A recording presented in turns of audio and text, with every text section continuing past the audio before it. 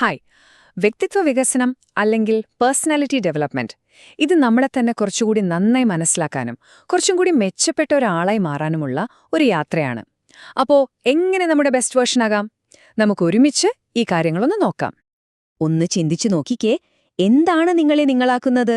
നിങ്ങളുടെ ചിന്തകൾ, നിങ്ങളുടെ ഇഷ്ടങ്ങൾ, നിങ്ങൾ ഓരോ കാര്യങ്ങളോടും പെരുമാറുന്ന രീതി, ഇതൊക്കെ എവിടെ നിന്നാണ് വരുന്നത്? ഈ ഒരു ചോദ്യത്തിൽ നിന്നാണ് നമ്മുടെ ഇന്നത്തെ ഈയൊരു വിശകലനം തുടങ്ങുന്നത്. അപ്പോ എന്താണ് ഈ വ്യക്തിത്വം അഥവാ പേഴ്സണാലിറ്റി? ഇതൊരു സ്റ്റാമ്പ് കുത്തിയ ലേബിളൊന്നും അല്ലാട്ടോ. ഇത് ശരിക്കും പറഞ്ഞാൽ നമ്മുടെ ഓരോ പ്രവൃത്തികളെയും സംസാരത്തെയും ഒക്കെ രൂപപ്പെടുത്തുന്ന, എപ്പോഴും മാറിക്കൊണ്ടിരിക്കുന്ന ഒരു ഡൈനാമിക് സിസ്റ്റമാണ്. ഓരോ സാഹചര്യത്തിലും നമ്മൾ എങ്ങനെ പ്രതികരിക്കുമെന്ന് തീരുമാനിക്കുന്നത് പോലും ഈ വ്യക്തിത്വമാണ്. അപ്പോ ഈ ബ്ലൂ പ്രിന്റ് എങ്ങനെയാണ് ഉണ്ടാകുന്നത്? നമ്മുടെയൊക്കെ വ്യക്തിത്വത്തെ രൂപപ്പെടുത്തുന്ന അടിസ്ഥാനപരമായ കാര്യങ്ങൾ, ആ ഘടകങ്ങൾ എന്തൊക്കെയാണെന്ന് നമുക്ക് നോക്കാം. നോക്കൂ, ഒരുപാട് കാര്യങ്ങളുണ്ട് നമ്മളെ നമ്മളാക്കുന്നത്. നമ്മുടെ ജീനുകൾ, അതായത് പാരമ്പര്യം, പിന്നെ നമ്മൾ വളർന്നു വരുന്ന ചുറ്റുപാടുകൾ, നമ്മുടെ വിദ്യാഭ്യാസം, ജീവിതത്തിൽ കിട്ടിയ അനുഭവങ്ങൾ, എന്തിന് നമ്മുടെ സ്വപ്നങ്ങൾ പോലും നമ്മളെ ഒരുപാട് സ്വാധീനിക്കുന്നുണ്ട്.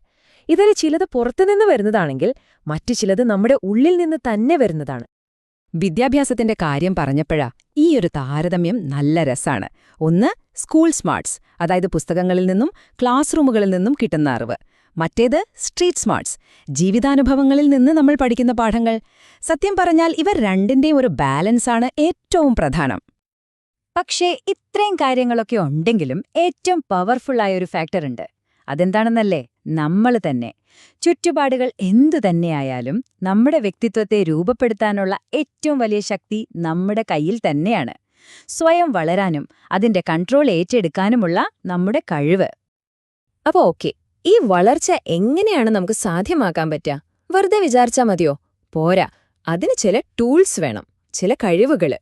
ഇതിനെയാണ് നമ്മൾ ലൈഫ് സ്കിൽസ് അല്ലെങ്കിൽ ജീവിത നൈപുണ്യം എന്ന് പറയുന്നത്. എന്തൊക്കെയാണ് ആ കഴിവുകൾ എന്ന് നമുക്ക് നോക്കാം. ലോകാരോഗ്യ സംഘടന ഇതിന് നല്ലൊരു നിർവചനം കൊടുക്കുന്നുണ്ട്.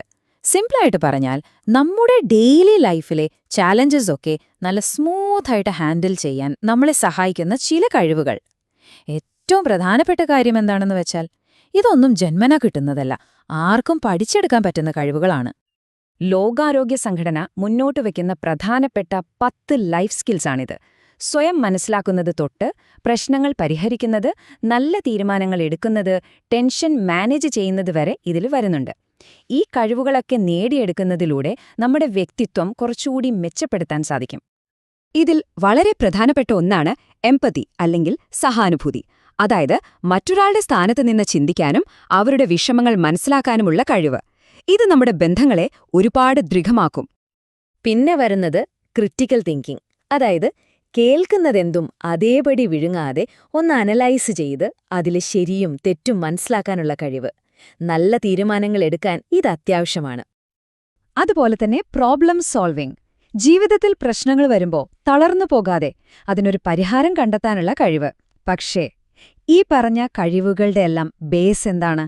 എവിടെ നിന്നാണ് നമ്മൾ തുടങ്ങേണ്ടത്? അതെ, നമ്മൾ തുടങ്ങേണ്ടത് ഇവിടെ നിന്നാണ്. സെൽഫ് അവെയർനെസ് അല്ലെങ്കിൽ സ്വയം അവബോധം. ബാക്കിയുള്ള എല്ലാ സ്കിൽസിന്റെയും അടിത്തറ എന്ന് പറയുന്നത് ഇതാണ്. ഇല്ലാതെ നമുക്ക് മുന്നോട്ടു പോകാൻ പറ്റില്ല. എന്താണ് ഈ സെൽഫ് അവെയർനെസ്?